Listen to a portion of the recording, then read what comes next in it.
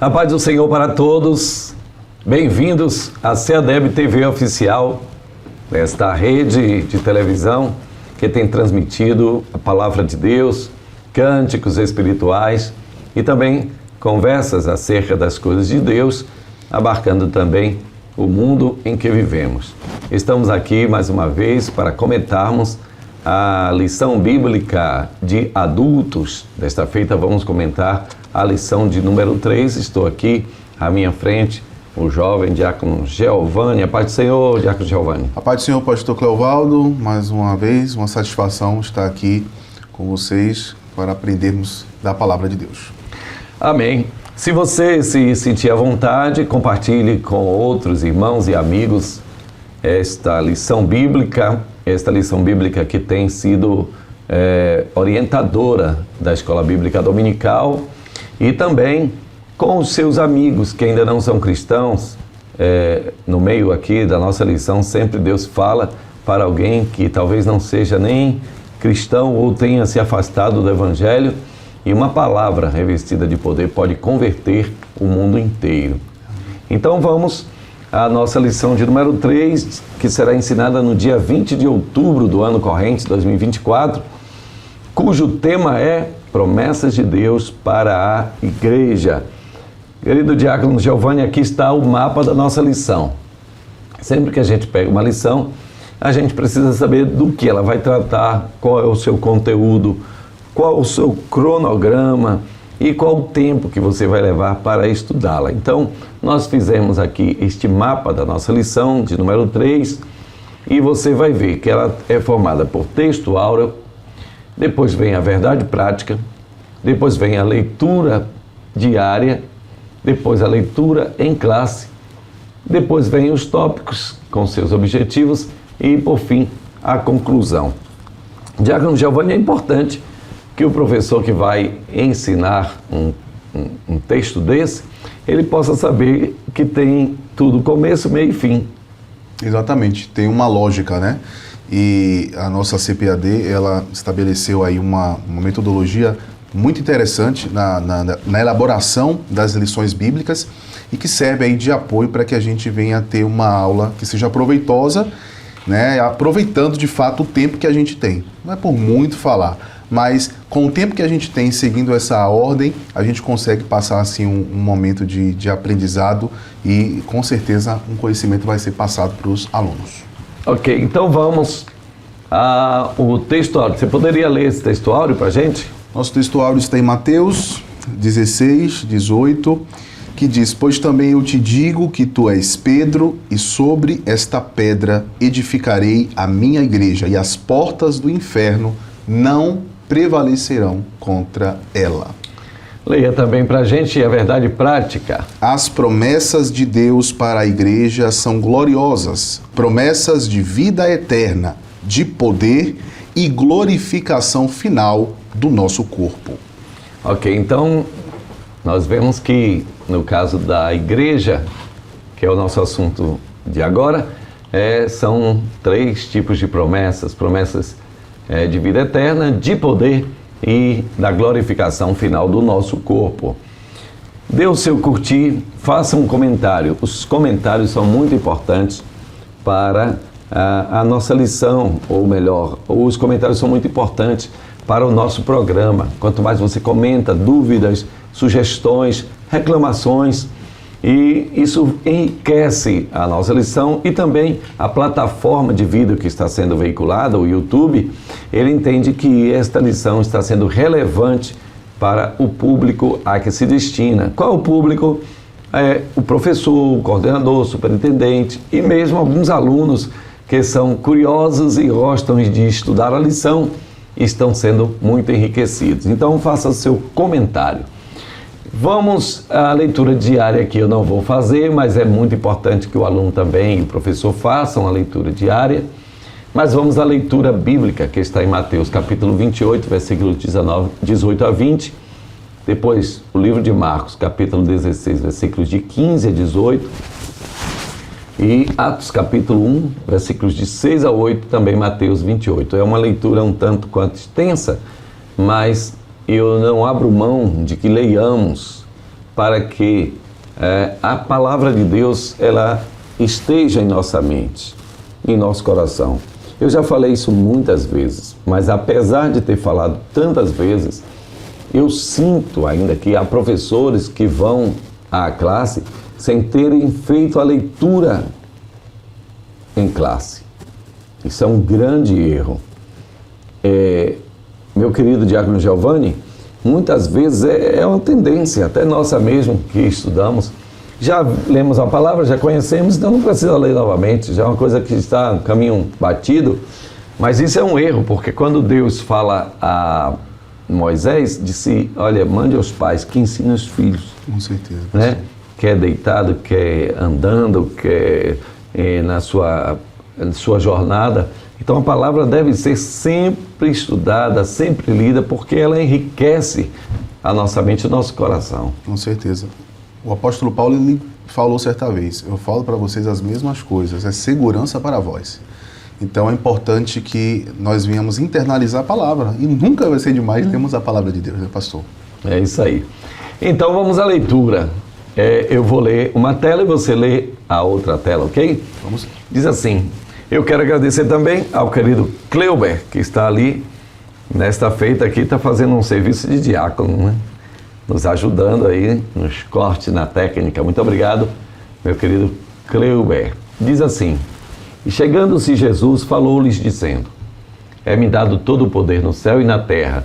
Portanto, ide e ensinai todas as nações, batizando-as em nome do Pai, e do Filho, e do Espírito Santo, ensinando-as a guardar todas as coisas que eu vos tenho mandado.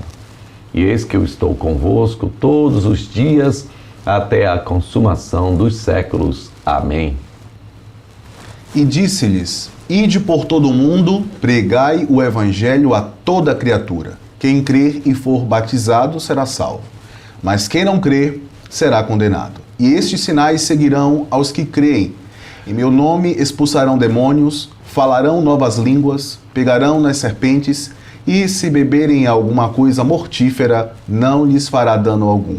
E imporão as mãos sobre os enfermos e os curarão. Aqueles, pois, que se haviam reunido, perguntaram-lhe, dizendo, Senhor, restaurarás tu neste tempo o reino a Israel?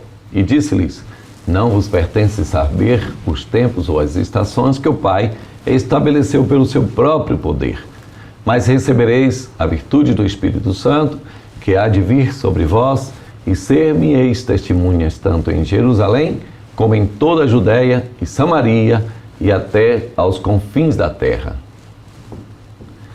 Essa foi a nossa leitura em classe. Essa leitura, normalmente, na escola bíblica, a gente lê no início. Veja, eu acredito que não dá para suprimir a leitura bíblica em classe, né? Nós fazemos isso de púlpito, então nós fazemos a leitura bíblica em classe, mas o certo seria que cada professor em sua classe fizesse a leitura bíblica, porque alguns alunos, quando se lê em púlpito, ainda não chegaram, talvez, e a palavra de Deus, ela por si, ela já gera um resultado muito especial. Quem sabe, através de um texto bíblico, uma vírgula, uma palavra, isso desperte no aluno alguma coisa que está lá dentro. Então leia a palavra de Deus, leia, releia, fale com ela, seja abençoado e instruído pela palavra de Deus. Ok, então os objetivos, Cleuber, por favor, coloca na tela esses objetivos. Obrigado. O primeiro objetivo é apresentar as promessas de Deus para a Igreja de Cristo.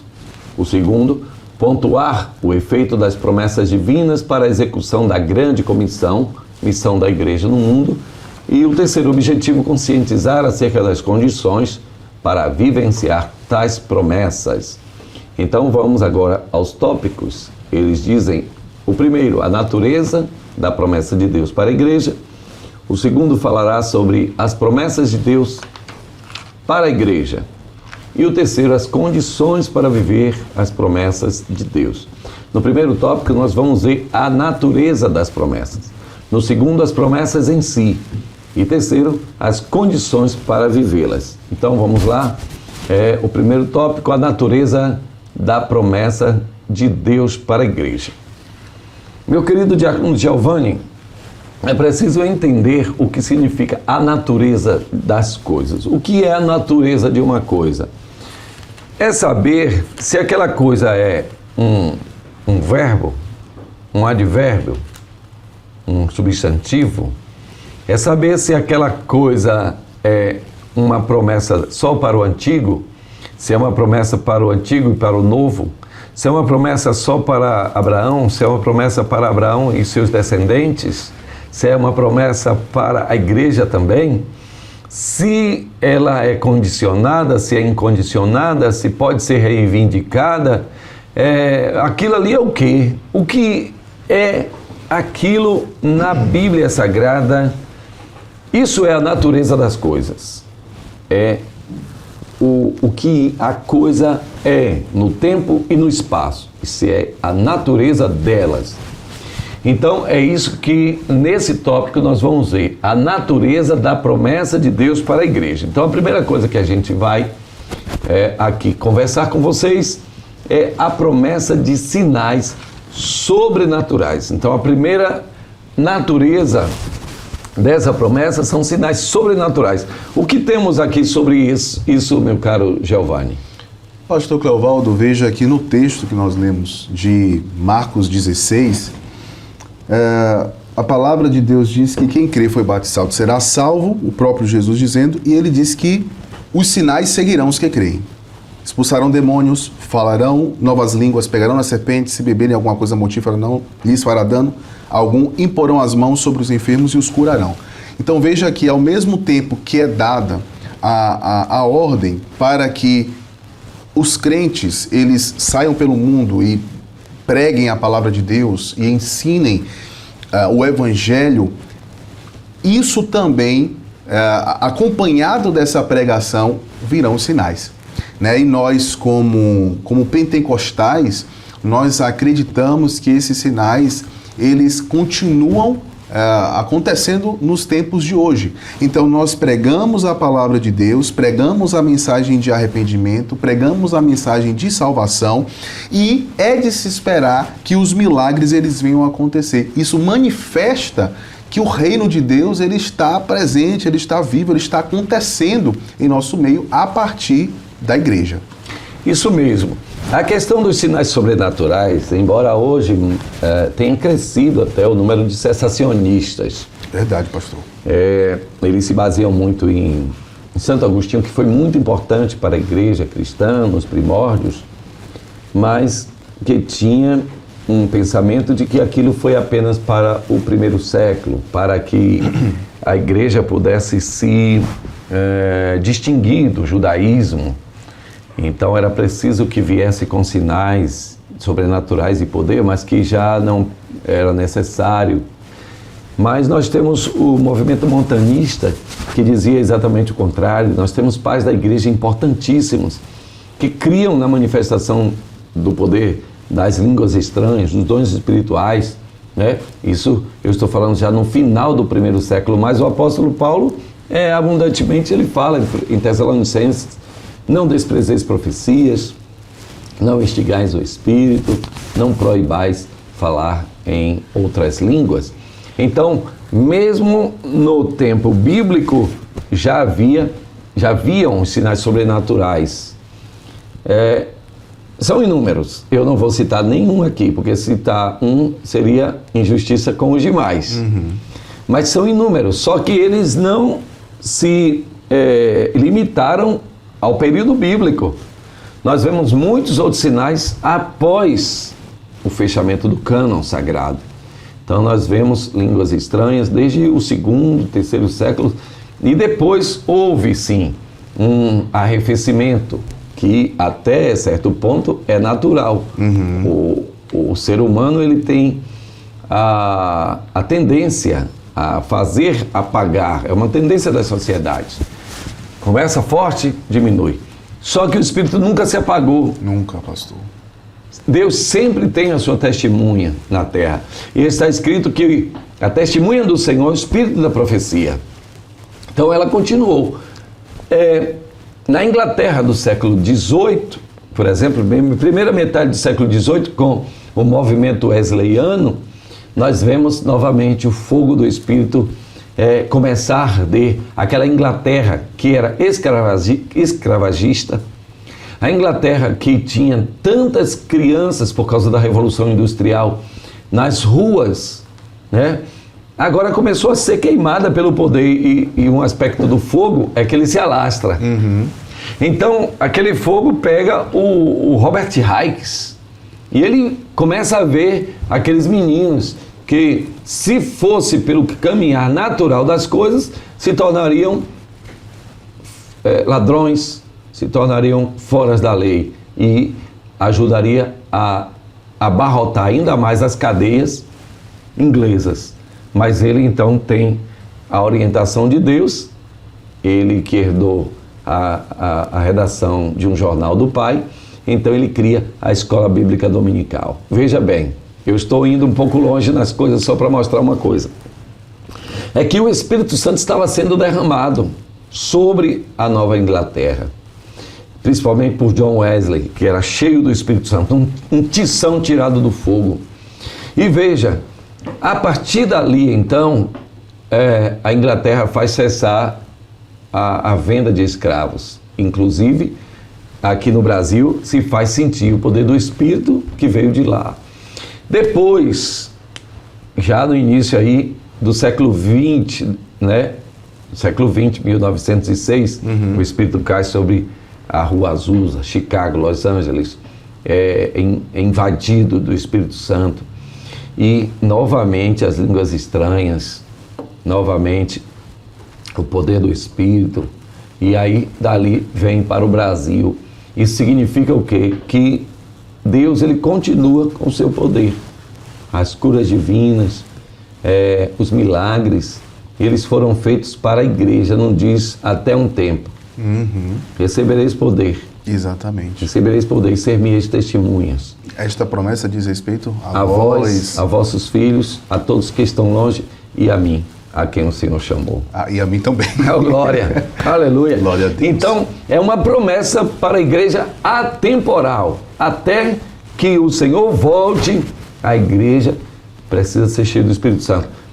Dando uma extensão maior a esse primeiro subtópico, que é muito importante isso aqui, envolve muitas outras coisas, meu caro diácono Giovanni e meu caro professor.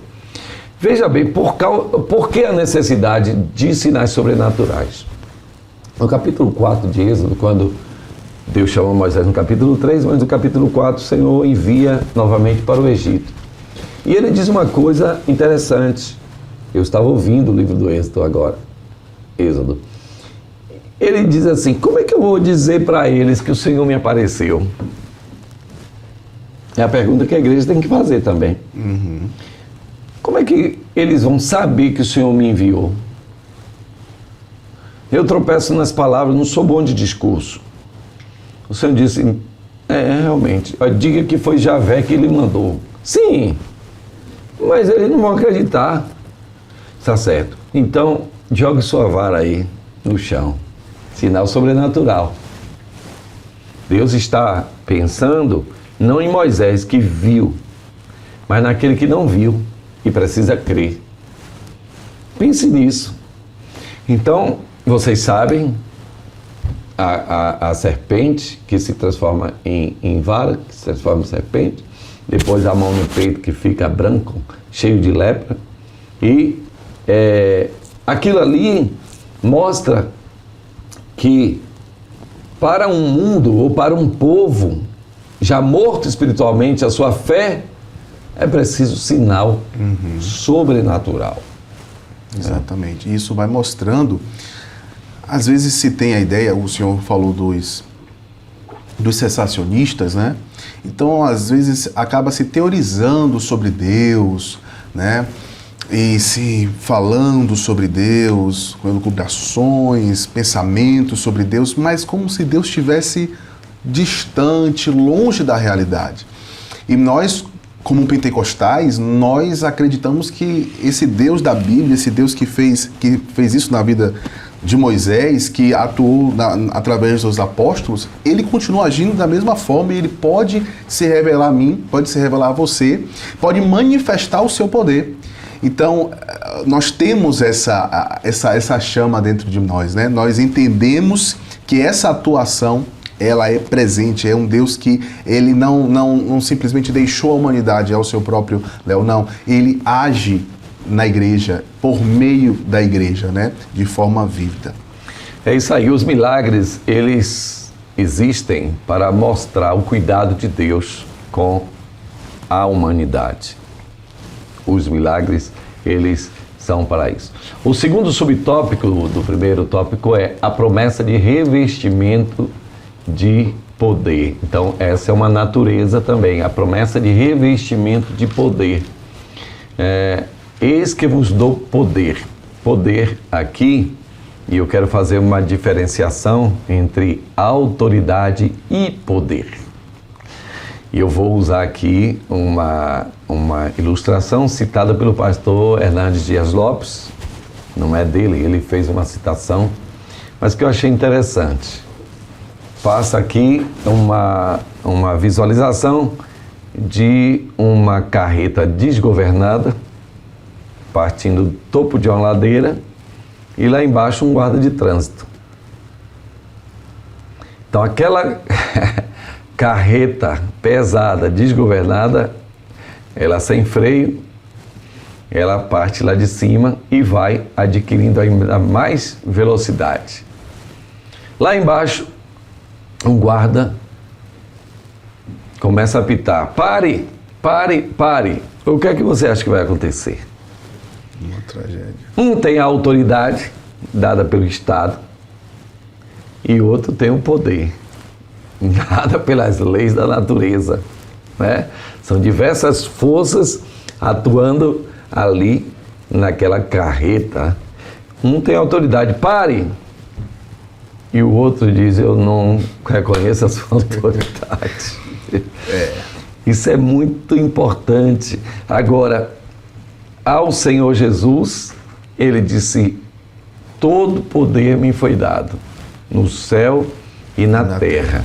Mas a ele não foi dado apenas poder, mas foi também dado autoridade. Autoridade e poder foram dados ao Senhor. Muitas vezes a igreja não tem autoridade formal, mas ela tem o poder. Veja no caso de Paulo e os filhos de Cefas, né? Paulo não tinha autoridade formal, ele não tinha carta para expulsar demônios. Os filhos de Cefas tinham autoridade para trabalhar na banquinha dele, na casa dele de exorcismo, né? Eles tinham a licença, mas não tinham poder. Faz a diferença. Irmão, você pode não ter formalmente a autoridade, mas você tem poder de Deus. Glória a Deus. Você tem poder de Deus. Use esse poder, porque o poder, até o momento, ele vai trazer também a autoridade. Ou seja, você vai ser reconhecido como alguém que tem o poder. Glória é a tendência. Chega uma hora que é o caso da igreja. A igreja é fundada, a maior parte das autoridades não reconhece a igreja. A igreja fica muito tempo sem reconhecimento. No 3º ou 4º século é que começa a igreja a unir poder e autoridade. Agora a igreja tem também a autoridade do Estado, né? Agora, a igreja acaba se misturando, você sabe muito bem a história, tem que ter muito cuidado também, porque muitas vezes se apegam demais ao formalismo da autoridade e esquece que é preciso buscar poder, e poder só vem do alto. Só vem do alto. E uma coisa linda do pentecostalismo, do movimento pentecostal, é como o senhor falou, podemos não ter uma autoridade, não ser uma autoridade formal, mas você vê o poder de Deus agindo na vida de criança, na vida do irmão ali que não tem um ensino, não tem um nível acadêmico, né? Normalmente sabe, como o pessoal fala, escreveu ó com um copo, mas tem o poder de Deus, tem a unção do Espírito, e isso nós trazemos em nossas mensagens, né? Porque a todos quantos creem, nós vamos falar das condições, né, das promessas, mas uma coisa linda do pentecostalismo é isso. O pastor Silas Daniel, em um dos seus livros, ele fala do profetismo de todos os crentes. Então esse ministério profético do Espírito que alcança todas as pessoas, independente de serem da classe social, da cor da pele, independente disso, é o Espírito Santo agindo na igreja e através da igreja. Glória a Deus. Vamos ao terceiro subtópico, promessas espirituais para uma instituição espiritual. O que nós podemos comentar sobre o terceiro subtópico, meu caro Jeová? A lição, ela traz a seguinte referência a Mateus 16, 18. Mateus 16, 18 é daqueles textos chave, né? Quando se fala de igreja. Te digo que tu és Pedro, e sobre esta pedra edificarei a minha igreja. As portas do inferno não prevalecerão contra ela. A igreja, ela não é uma organização formal, a igreja não é meramente um CNPJ. Quando nós falamos da igreja do Senhor, o nome já diz, igreja do Senhor é uma instituição espiritual. Quem fundou foi o próprio Senhor, Jesus. E baseado no que o próprio Pedro falou. Se nós vemos aqui o versículo 16 do capítulo 16 de Mateus, Simão Pedro diz, tu és o Cristo, o Filho do Deus vivo. Jesus tinha perguntado antes o que é que eles achavam, e Pedro fala isso. E aí, baseado nesta confissão de Pedro, então ele diz, tu és Pedro, e sobre esta pedra edificarei a minha igreja, e as portas do inferno não prevalecerão contra ela. Sobre esta confissão, Pedro. Então, o próprio Jesus que funda a igreja, que é a base da igreja, ele também traz promessas espirituais para esta instituição. É isso aí, promessas espirituais para uma instituição espiritual, a igreja, e falemos um pouquinho sobre a igreja. A igreja de Cristo, ela não foi inicialmente formada, como diz o cantor, com CGC e CPF. CGC, na verdade, é o Cadastro Geral de Contribuintes antigo, né? Hoje é um CNPJ, Cadastro Nacional de Pessoas Jurídicas. Ele não foi inicialmente formado por estatutos ou regimentos, mas ela foi fundada pela autoridade do nosso Senhor. Edificarei a minha igreja e as portas do inferno não prevalecerão contra ela. Glória a Deus. Isso é um movimento inicial, o poder inicial. Ele que é a rocha que embasa tudo. Porém, essa instituição, ela precisa também de promessas. E o Senhor prometeu a essa instituição chamada igreja, eu vou estar com vocês todos os dias, eu vou dar poder a vocês, eu vou dar autoridade a vocês, para que, indo, faça discípulos. Glória E fazendo discípulos, os leve até os céus. Vá pelas ruas, vá pelos valados, vá pelos becos, encha a minha casa, oh glória a Deus. Então são promessas espirituais, e a principal promessa que é a nossa esperança é a vida eterna em Cristo Jesus, o nosso Senhor. Glória a Deus. A sinopse do primeiro tópico é: as promessas de Cristo para a sua igreja atuam no âmbito espiritual e material. Nós nem falamos muito acerca do âmbito material, mas os dons espirituais, eles são a promessa do Senhor. Por exemplo, a promessa de cura, né? A promessa de vida melhor, mesmo aqui na terra. O Senhor promete. Quando os discípulos perguntaram, Senhor, nós que deixamos tudo, o que havemos de ganhar?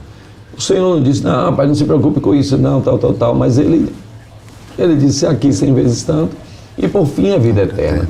Então sim, tem uma parte, todo aquele pingunço, aquele pé de cana, é como se chama lá, no lugar comum aqui, que antes não tinha dinheiro para nada, que gastava tudo, que ganhava na semana, na sexta-feira ia pro bar e fazia. Agora ele está juntando, dá o seu dízimo, a sua oferta, tem dinheiro para os filhos. O famoso poca-tênis.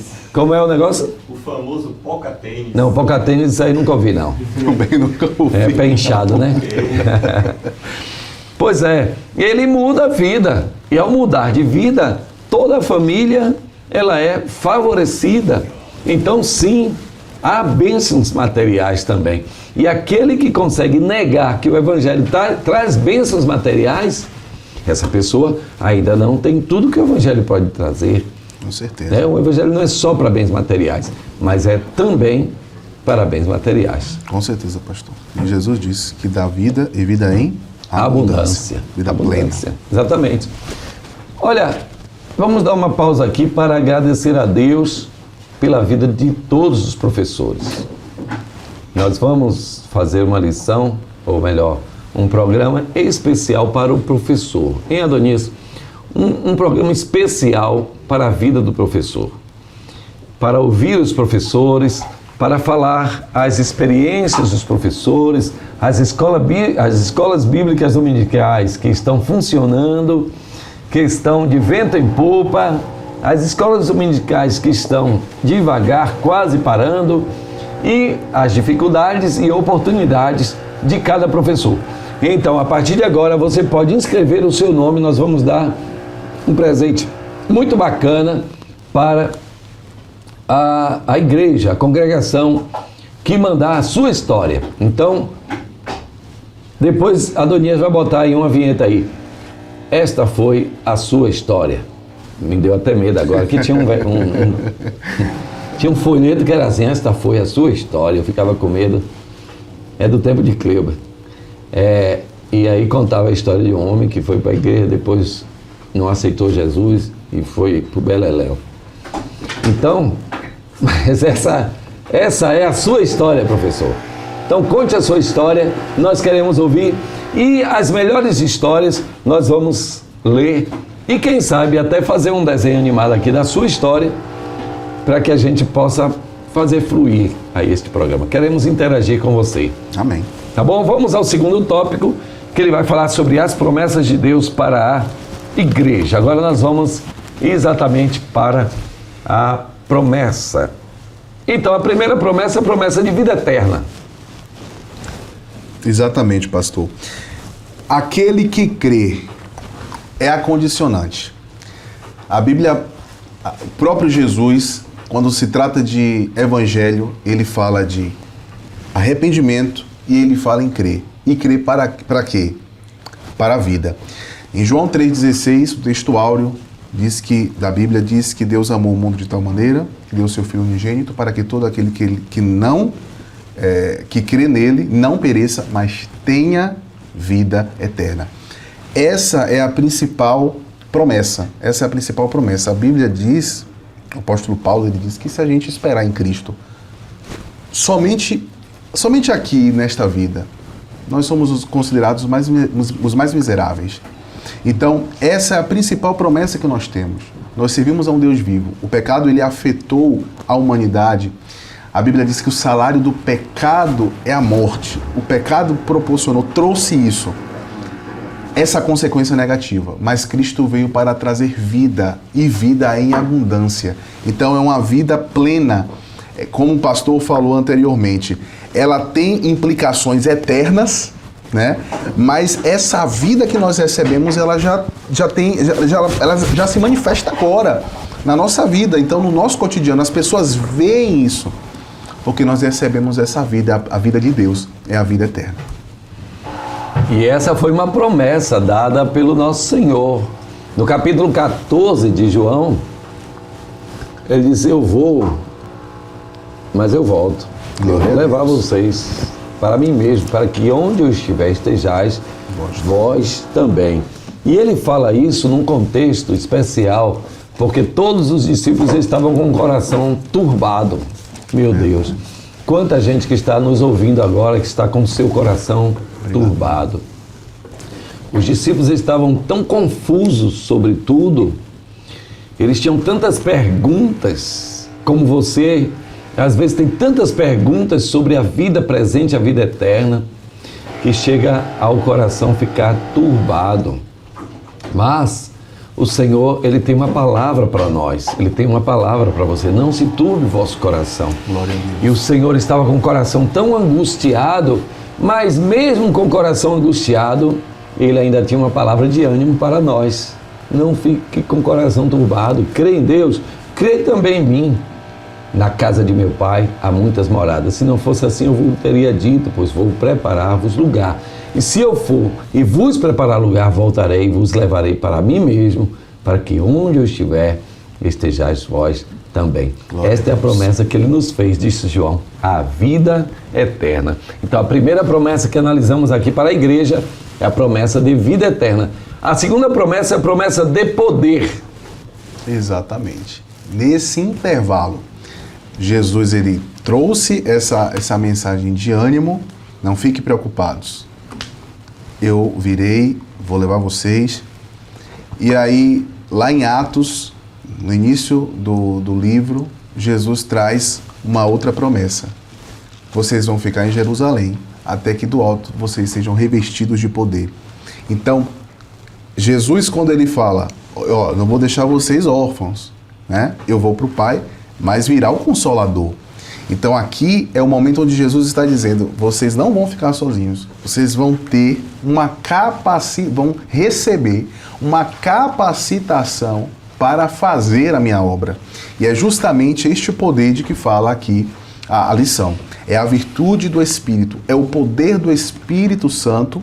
E aí nós entendemos lá, a partir de Atos 2, quando de fato se cumpre a promessa desse revestimento de poder, do batismo no Espírito Santo, com a evidência do falar em línguas, ali é a manifestação do poder do Espírito capacitando a igreja para cumprir a sua missão. Então, é muito lindo quando nós vemos essa atuação. E aqui, só fazendo um adendo, o livro de Atos é um livro narrativo, né? Voltando mais um pouco para o que o pastor falou sobre os cessacionistas, né? Que são movimentos que têm crescido muitas vezes, e aí, infelizmente, a gente sabe que existem os falsos sinais, os falsos profetas, mas a gente não pode ignorar que, por existirem os falsos, não existem os verdadeiros, as verdadeiras manifestações do Espírito de Deus.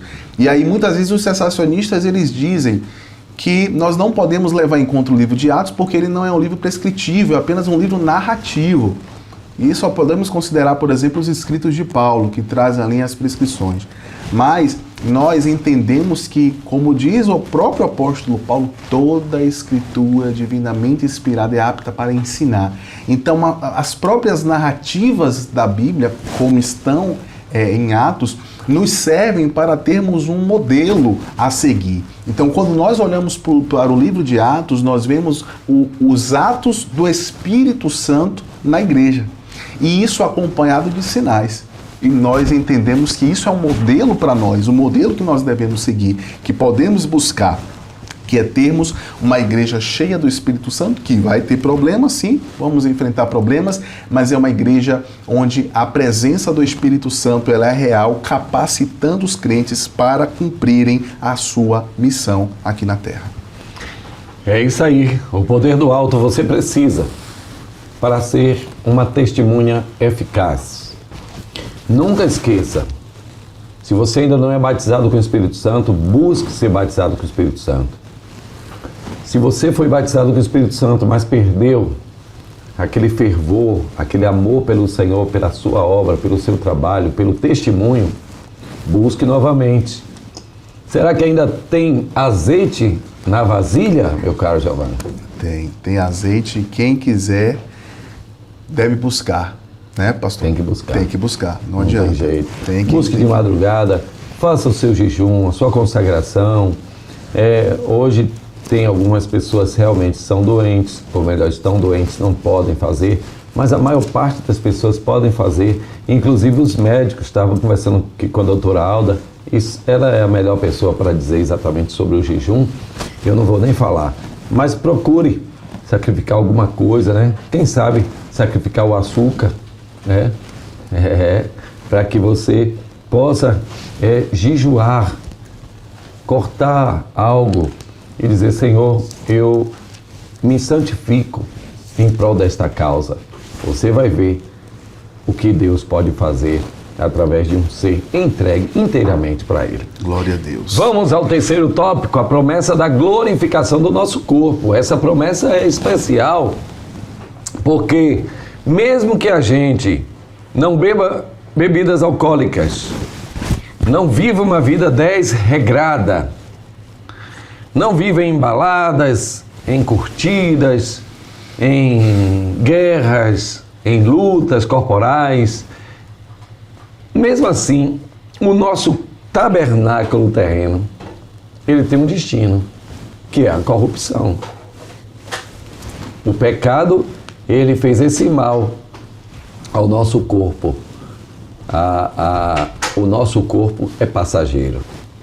Por mais que compre creme, por mais que compre peruca, essas coisas para o cabelo, mas não tem como, né?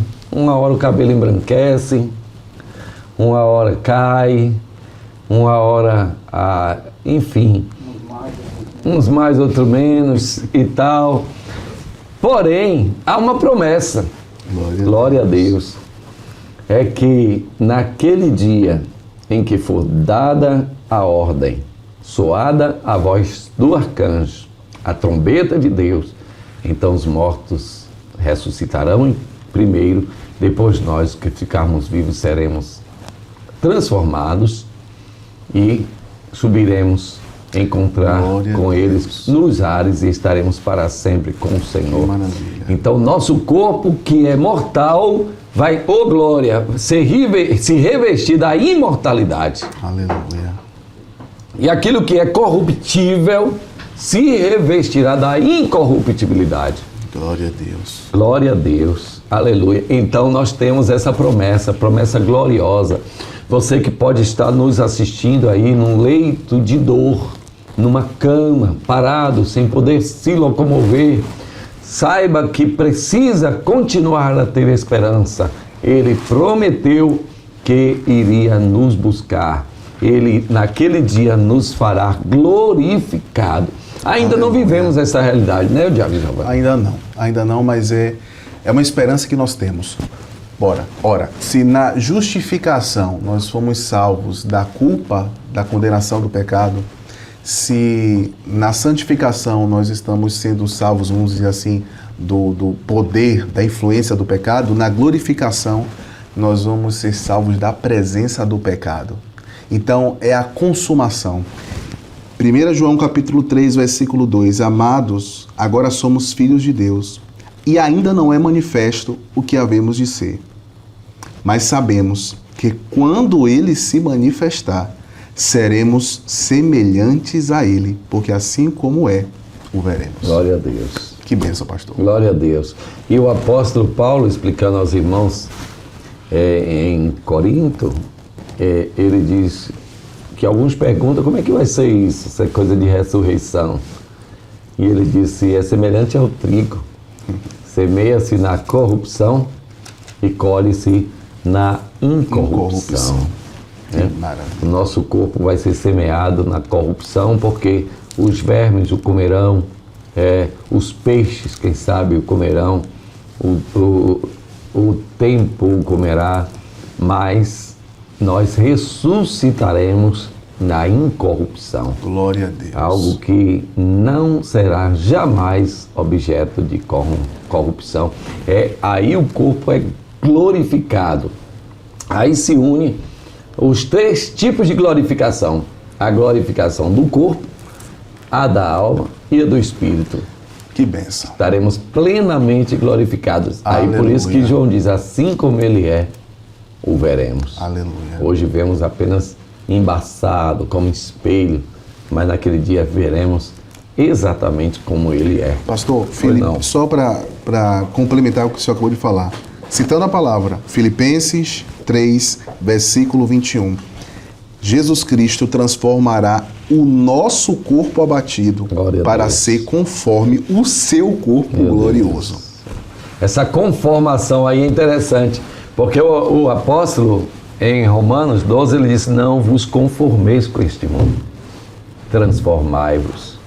E agora diz que o nosso corpo vai ser transformado para ser conformado ao corpo de Cristo. Maravilha. Glória a Deus. Aleluia. Quem é feio vira bonito. Aleluia. Quem é baixinho vira alto. Quem é altão fica na média. Aleluia. Glória a Jesus. Deus é bom. A sinopse do 2 é: em Cristo cada crente recebe a promessa de vida eterna, de revestimento de poder pelo batismo no Espírito Santo e de um corpo glorificado na volta do nosso Senhor. Vamos então ao tópico 3, condições para viver as promessas de Deus. Essa é uma promessa condicional. A primeira condição para viver as promessas de Deus é crer. Não no sentido abstrato de acreditar. Essa é uma fé mais profunda. É crer com toda a sua alma.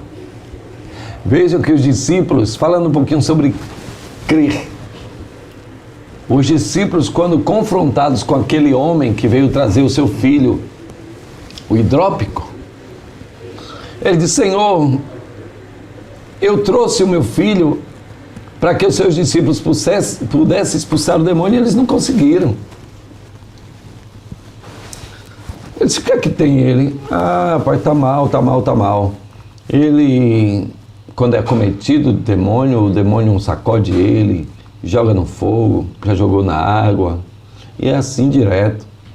Aí o Senhor chama os discípulos e diz: ó geração incrédula, até quando estarei convosco? Até quando vos sofrerei? Trazei aqui o menino. E aí o Senhor expulsa o demônio. E os discípulos vão perguntar: Senhor, por que a gente não conseguiu expulsar? Ele disse: é uma casta. Essa casta aí só se expele com jejum e oração. Então, aquele pai, ele fala uma coisa, é isso que eu quero, o meu ponto é esse. O pai disse: você pode crer? Jesus pergunta. E ele diz: sim, Senhor, ajuda-me na minha falta de fé. Então, ele tinha fé, mas não tinha suficiente. Por isso que ele disse: ajuda-me na minha falta de fé. Ou seja, complete aí, Senhor, a minha fé, está faltando. E ele reconhece, né? Ele reconhece, né? Jesus fala aos discípulos no episódio do mar: ó homens de pequena fé. Não é que não tivesse, mas estava faltando. Então o Senhor também tem essa coisa boa, Ele acrescenta a fé àqueles que pedem. Senhor, a minha fé só é para pedir mais fé. Pronto. Através da sua fé em pedir, eu vou acrescentar fé para Amém. As coisas acontecerem. Glória a Deus. Glória a Então, Deus. a primeira condição para alcançar as promessas, seja a promessa de vida eterna, seja a promessa de poder, seja a promessa de glorificação do corpo, é crer. Tem que crer. Não adianta. É uma condição chave. Salvação, precisa crer. Para receber as promessas de Deus aqui, no caso, o revestimento de poder, o batismo no Espírito, precisa crer.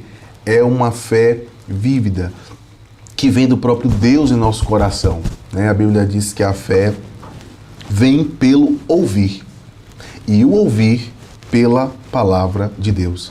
Então, o relato que o pastor trouxe, ele foi um relato precioso, né? Registrado na palavra de Deus. É necessário também a gente entender a nossa limitação. Reconhecer: Senhor, ajuda-me na minha incredulidade, ajuda-me. Ele está sendo sincero com Deus. Seja sincero com Deus. Às vezes falta fé, peça, reconheça.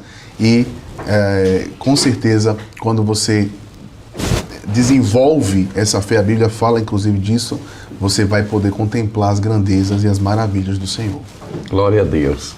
O segundo subtópico é preciso ser fiel. A fidelidade a Deus. O Senhor falando à igreja em Filadélfia, aquele que perseverar até o fim será salvo. Isso é fidelidade à causa, é fidelidade ao chamado, é fidelidade àqueles que porventura estavam trilhando este caminho, mas por um motivo ou por outro se afastaram, precisam voltar a cerrar fileiras junto ao Senhor. Amém. Olha, meu irmão, eu quero falar para você que se afastou da igreja, e pensa, não me afastei de Jesus, só estou distante da igreja. Aquilo que é ligado na terra é ligado no céu e vice-versa. O que está desligado na terra também está desligado lá. Há uma relação, vou chamar aqui de relação bionívoca. Você gostou dessa palavra, Rapaz. né? Viu, Adonias?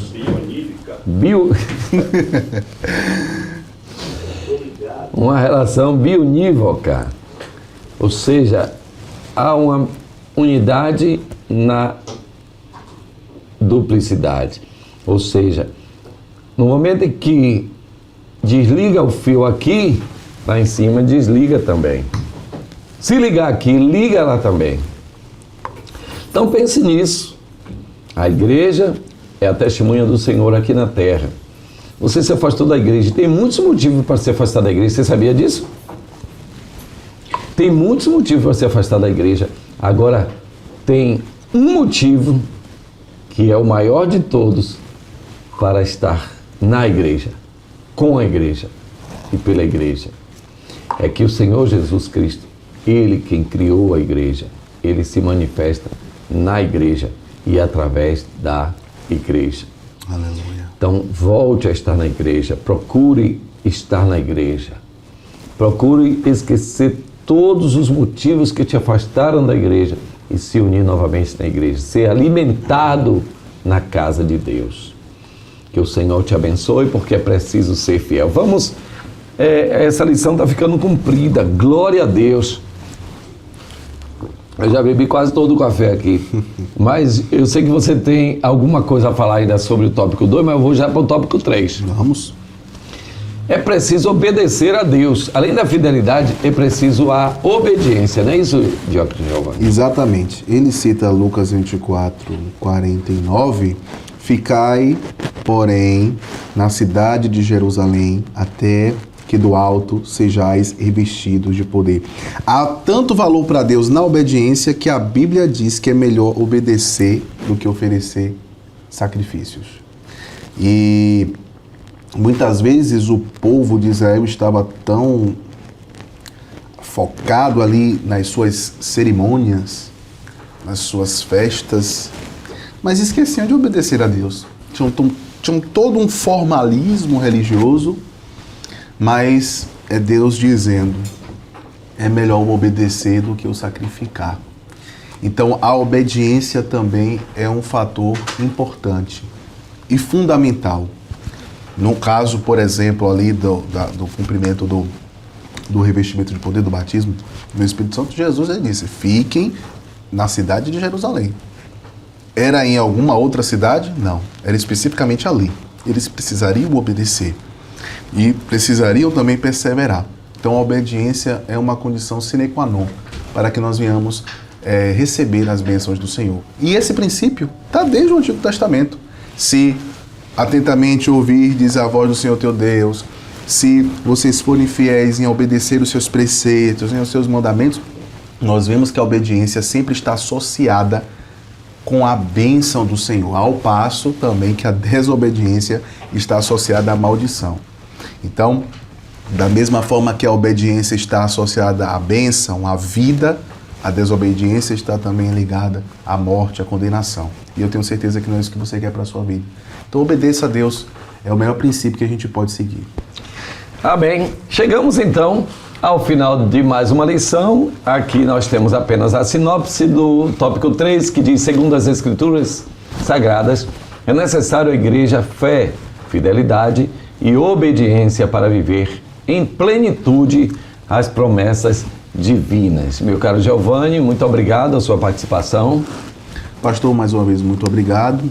É uma satisfação para mim, enorme, participar aqui da Escola Dominical, da lição da Escola Bíblica Dominical, e até a próxima, se Deus quiser. Então, até a próxima. Que Deus abençoe. Muito obrigado, Cleuber. Muito obrigado, querido Adonias, meu querido pastor Valdomiro Pereira da Silva, minha querida irmã Lourdes. Deus abençoe a toda a mesa diretora da CEADEB e a todo o povo de Deus. Muito obrigado. A paz do Senhor para todos. CEADEB TV, uma herança de fé pra você.